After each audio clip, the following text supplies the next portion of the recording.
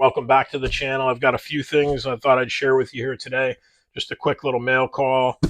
This is the powerline 415. I bought it in the kit because if you buy just the 415 pistol, I live in Connecticut. If you buy look up the 415, one isn't the kit, you get just the pistol. Says that Amazon can't ship it to my address. So I kept looking. I came across the 415 kit.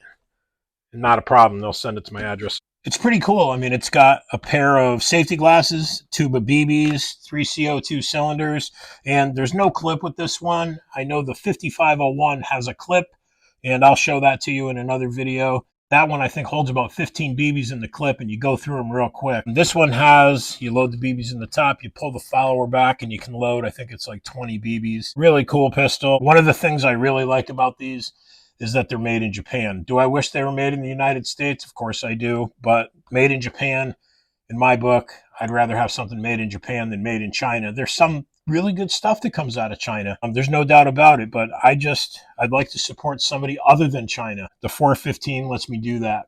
Really cool pistol, but that's the Daisy Powerline 415.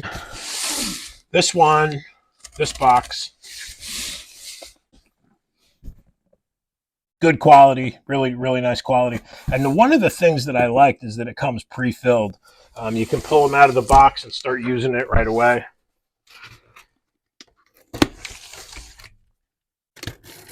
So real nice bags, well made, good stuff. All right, guys, that's the mail call for today. I just wanted to share these things with you real quick.